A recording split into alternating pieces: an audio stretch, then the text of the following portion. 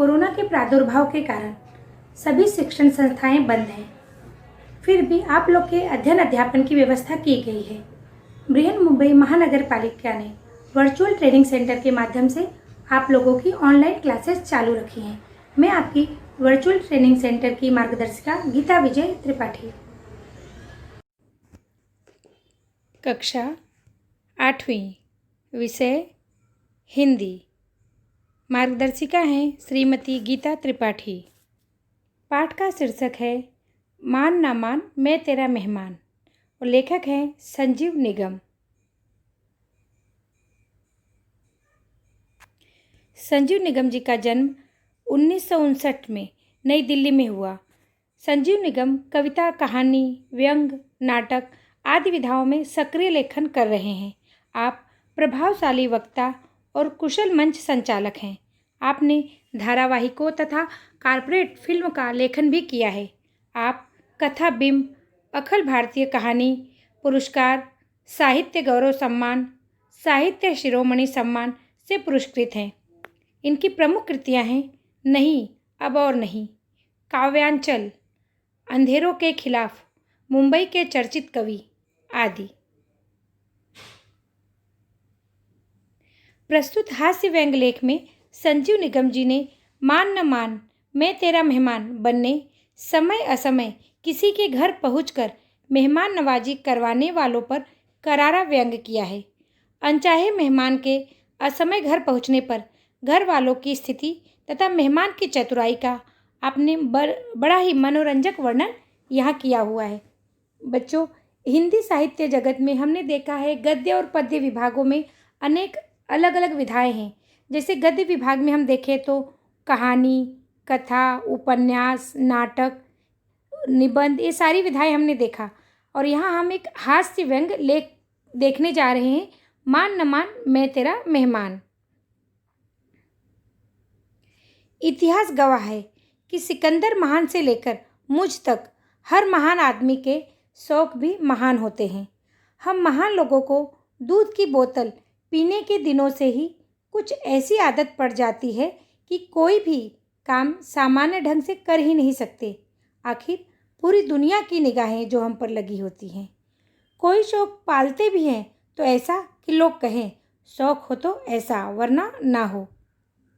इन पंक्तियों के द्वारा कवि अपने आप को ही संबोधित करते हुए लिख रहे हैं कि उनके जैसे सिकंदर महान थे, ऐसे उनके जैसे लोगों के भी शौक महान होते हैं।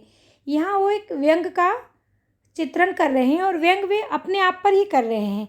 अपने आप को इस लेख का नायक मानकर वे व्यंग कर रहे हैं कि हम जैसे महान लोगों को यह दूध पीते ही, दूध की बोतल पीने यानी नन्ही उम्र से ही ऐसे शौक पालने की आदत पड़ जाती है कि लोग हमारे शौकों का वर्णन करते हैं कि शौक ऐसे हों, ना तो ना हो। अब महान सिकंदर जैसों को तो खामखा के लड़ाई झगड़ों से ही फुर्सत नहीं थी, जो अपने शौकों को भली भांति पाल पोस सकते।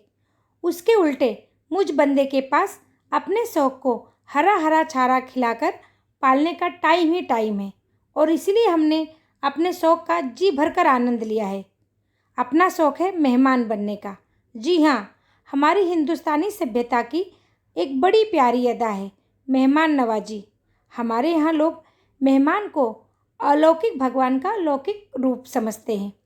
यहाँ पर उन लोगों पर व्यंग करने का कोशिश किया गया है जो बिना मतलब का किसी के घर जाके मेहमान बने रहते हैं। यहाँ पर लेखक कह रहे हैं कि सिकंदर तो पूरे दुनिया को जीतने के लिए खामखा लड़ाई झगड़ों में व्यस्त था। उसे अपने शौक पालने का तो मौका ही नहीं मिला होगा, लेकिन मुझे भरपूर टाइम ही मिला है कि मैं अपने शौक को एकदम अच्छे से आनंद उसका उठा सकूं। और लेखक का शौक है मेहमान बनने का, मेहमान नवाजी का नहीं। वो अपने घर किसी मेहमान को नहीं चाहते हैं, बल्कि वो स्वयं दूसरों के यहाँ हमेशा मेहमान बन के पहुँचे रहना और आवभगत कराना चाहते हैं। यहाँ लेखक कह रहे हैं कि हमारे भारतीय जो सभ्यता है उसमें मेहमान नवाजी एक बहुत प्यारी कला मानी जाती है। यहाँ पर हम लोग अतिथि यानी मेहमान को भगवान का रूप मानते हैं और उसी प्रकार उसकी आवभगत भी करते हैं। इसीलिए खुद चाहे महंगाई के इस दौर में बिना शक्कर की चाय पिएं, पर मेहमान को मधुमेह का मरीज करने की सीमा तक मिठाई खिलाते हैं। देखा जाए तो हमारे देश में बड़ी फ्री स्टाइल टाइप की मेहमानदारी होती है। कोई बंधन नहीं, कोई रोक टोक नहीं। आप रात 12 बजे भी जाकर अपने मेजबान का दरवाज़ा पुलिसिया बेशर्मी से ठोक सकते हैं। बेचारा शराफत का मारा मेजबान सोते से उठकर भी हाथ जोड़कर आपका स्वागत करेगा। अगर आप किसी दूसरे शहर से आ रहे हैं तो आपका सामान आंखें मलते हुए मेजबान के हाथों में थमाकर बड़ी बेतकल्लुफ़ी से उसके ही सोफे पर आप पसरते हुए कह सकते हैं। यहाँ पर लेखक कह रहे हैं कि इंसान खुद भले तकलीफ़ में रहे, लेकिन अपने मेहमान का वह खूब आवभगत करता है। और यहाँ हमारे देश में तो मेहमान की आवभगत एकदम फ्री स्टाइल में की जाती है। यानी समय का तो हम कोई ध्यान रखते ही नहीं, कहीं मेहमान बनते हैं तो चाहे रात हो चाहे दिन, मुंह उठा के इंसान चला जाता है मेहमान बनने। और अगर आप किसी दूसरे शहर से आए हैं तब तो पूछिए ही मत। रात के 12 बजे हैं तो भी आप आराम से अपने मेज़बान के घर जा सकते हैं और उसका आराम से बेशर्मी की हद तक दरवाज़ा खटखटा सकते हैं। यानी आपको ये संकोच नहीं होगा कि अभी जो मेज़बान है उसकी नींद खराब हो जाएगी, उसके आराम में खलल पड़ेगा। ऐसा कुछ संकोच जो मेहमान बनता है वो नहीं करता, और वह रात के 12 बजे भी दरवाज़ा खटखटाने से संकोच नहीं करता। और इसके साथ ही अपना सामान मेज़बान के हाथों में थमाकर उसकी सोफ़े पे आराम से पसर जाता है और कहता है, भाई बेतकल्लुफ़ी से उसके ही सोफ़े पर पसरते हुए कह सकते हैं, भाई सीधा स्टेशन से आ रहा हूँ, बड़े ज़ोर की भूख लग रही थी, पर बाहर का खाना खाकर कौन अपना पेट खराब करता। सोचा अपने ही तो घर जा रहे हैं, वहीं चल कर भाभी जी के हाथों का गर्मा गर्म खाना खाएंगे। और बेचारी भाभी जी नींद से झुकी पलकों के साथ आपके लिए पूरियां तलने में जुट जाएंगी। जब तक वे बेचारी अपनी नींद उड़ाकर आपके लिए खाना तैयार करें, तब तक आप मौके का फ़ायदा उठाकर एक झपकी मार लें। यहाँ पर लेखक व्यंग करके जो अतिथि बनता है उस पर व्यंग कर रहे हैं कि वह किस तरह अपने मेज़बान को तकलीफ़ देता है, उनकी नींदें हराम करता है। वह स्टेशन से ही चला आता है लेकिन बिल्कुल अपना खर्च नहीं करेगा, खाएगा पिएगा नहीं, और मेज़बान को कहेगा कि मुझे बड़ी ज़ोरों की भूख लगी है, अब मुझे आपके यहाँ खाना खाना है। और उनकी पत्नी बेचारी नींद से बोझिल आँखों में भी खाना बनाने में जुट जाएंगी, और जो मेज़बान है वह बेचारा आपके आवभगत में लगा रहेगा। और जो मेहमान बन के आते हैं वो आराम से उनके ही सोफ़े पर बैठकर उनकी नींद उड़ाते हैं और खुद झपकी ले लेते हैं। वैसे विदेश की तुलना में भारतीय मेहमानदारी ज़्यादा स्थायी प्रकार की होती है। जैसी आपकी श्रद्धा और सहूलियत हो उसके मुताबिक आप कुछ घंटों से लेकर कई महीनों तक मेहमान हो सकते हैं। अकेले खुद से लेकर पूरे परिवार समेत मेज़बान के ड्राइंग रूम में कबड्डी खेल सकते हैं। प्रत्येक वर्ष जब मई, जून और अक्टूबर, नवंबर में विद्यालयों की छुट्टियां होती हैं तो ऐसे सुखद दृश्य घर घर में देखे जा सकते हैं। यहाँ पर ऐसे लोगों पर भी व्यंग करने की कोशिश कर रहे हैं लेखक, जो अपनी छुट्टियों में दूसरों के घर जाके मेहमान बन जाते हैं और उनकी छुट्टियाँ खराब कर देते हैं। कहा जा रहा है कि भारतीय मेहमानदारी ज़्यादा स्थायी होती है विदेशों की तुलना में।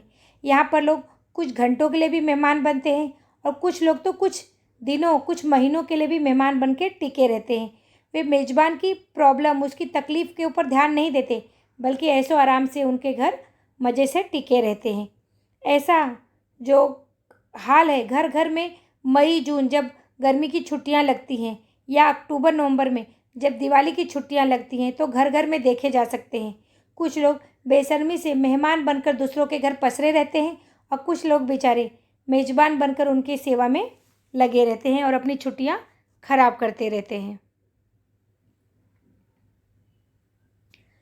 कई बार तो ऐसा भी होता है कि आप किसी के घर पहुँचे तो देखा कि आपको देखते ही वे अचकचा कर कहेंगे, अरे आप लोग इस वक्त यहाँ कैसे। आप बड़ी गर्मजोशी से उनके ठंडे पड़ते हाथ को थाम कर कहेंगे, भाई मुन्नी को आपकी बड़ी याद आ रही थी, कहने लगी अब की छुट्टियाँ चच्चा के यहाँ बिताएंगे, तो बस आना ही पड़ गया। आप लोग कहीं बाहर जा रहे थे क्या। सभ्यता के मारे आपके मेज़बान अपनी और बच्चों की अपनी पत्नी और बच्चों की लाल लाल आंखों से बकते हुए, ओठों पर हंसी का हल्का सा चतुर्भुज बनाते हुए कहेंगे, नहीं नहीं, बाहर नहीं जा रहे थे। और उसके बाद वे अपने दिल का दर्द अपने दिल में समेटे हुए अपने सामान के साथ साथ आपका सामान खोलने में भी मदद करेंगे। यहाँ पर लेखक कह रहे हैं, कुछ लोग तो ऐसे होते हैं जो मेज़बान के घर जाते हैं और वो देखते हैं कि मेज़बान कहीं और जाने की तैयारी में है अपनी छुट्टियों के लिए, फिर भी वो बेशर्मी से उनको पूछते हैं कि आप कहीं जा रहे हैं। तो मेज़बान बेचारे को संकोचवश कहना ही पड़ता है, नहीं नहीं।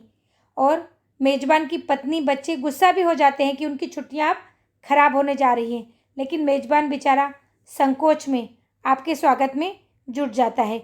वह आपकी जो ज़बरदस्ती है उसको भी सहता है और बिना कहे भी हंसते हुए कहता है, नहीं नहीं, कहीं नहीं जा रहे हैं। और ऐसा बोलकर वह अपने दिल के दर्द को अपने दिल में ही समेटे लेता है कि उसकी छुट्टियां तो अब खराब हुई। वो अब पत्नी और बच्चों के साथ कहीं घूमने का प्लान किया रहता है, फिर भी वह आपके स्वागत में लग जाता है और अपने सामान के साथ साथ आपके सामान को अभी खोल के जमाने में जुट जाता है। चूँकि हीरे की कदर सिर्फ जौहरी ही जानता है, इसीलिए हमारी संस्कृत के इस कोहिनूर हीरे को हमारी पारखी नज़र ने बहुत साल पहले ही ताड़ लिया था।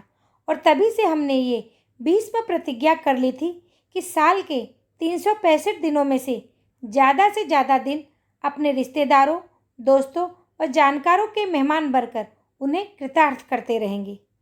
हमें एक बात अच्छी है कि हमारे माता पिता दोनों की तरफ का कुनबा काफ़ी लंबा चौड़ा है। शादी के बाद इसमें पत्नी के कुनबे का भी समावेश हो गया। इसके अलावा कई चलते फिरते जानकार भी हैं। आपकी दुआ से बंदे ने उन्हें भी अपने मेहमानदारी से नवाजा है। यहाँ लेखक कह रहे हैं कि लेखक ने तो भीष्म प्रतिज्ञा कर ली है कि साल के 365 दिन वे जितना भी समय मिले ज़्यादा से ज़्यादा मेहमान बनेंगे। यह उनकी प्रतिज्ञा है। जैसे भीष्म ने प्रतिज्ञा की थी, महाभारत के जो नायक हैं भीष्म, उन्होंने जो प्रतिज्ञा की थी जिसके कारण उनका नाम भीष्म पड़ा था, वैसे ही कठोर प्रतिज्ञा लेखक ने की है कि वह ज़्यादा से ज़्यादा लोगों को मेहमान बन के कृतार्थ करेंगे, यानी मेहमान बन के उनका आवभगत लूटेंगे और उन्हीं के ऊपर कृपा करेंगे, ऐसा दर्शाएंगे। और उन्होंने कहा है कि उनके माता पिता का कुनबा यानी परिवार बहुत लंबा चौड़ा है, इसीलिए उन्हें बहुत से लोगों के यहाँ मेहमान बनने का अवसर मिलता रहा है। और शादी के बाद तो पत्नी का परिवार भी उसमें जुड़ गया है, तो और ज़्यादा लोग परिवार मिल गए हैं उनको मेहमान बनाने के लिए। और उन्होंने कहा है इसके अलावा इतने लोग तो हैं ही, इसके अलावा उन्होंने चलते फिरते लोगों से भी अपनी दोस्ती कर रखी है ताकि वे उनके यहाँ भी कभी कभार मेहमान बन के जा सके। आपकी दुआ से बंदे ने उन्हें भी अपनी मेहमानदारी से नवाज रखा है।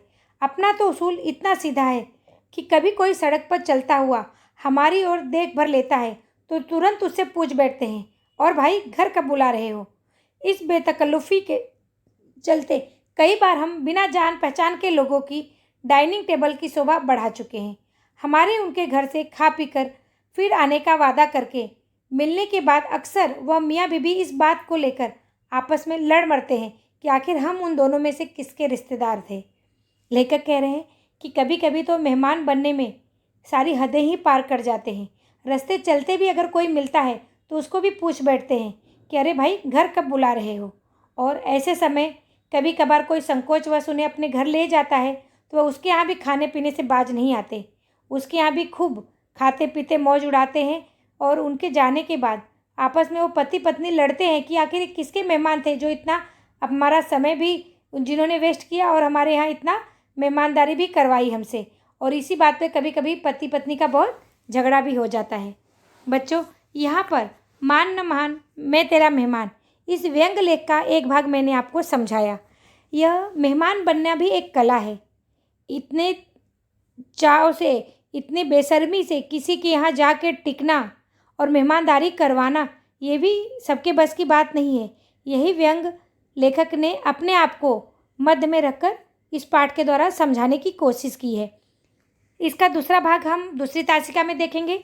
चलिए अब कठिन शब्दों की तरफ ध्यान देते हैं। शब्द वाटिका। गवाह साक्षी, निगाह नज़र, खामख्वाह बेकार में, फुर्सत, मौका। अलौकिक, दिव्य। शराफत, भलमनसाहत। बेतकल्लुफ़ी, निसंकोच। कदर, इज्जत। कृतार्थ, सफल। कुनबा, परिवार। दुआ, आशीर्वाद। उसूल, सिद्धांत।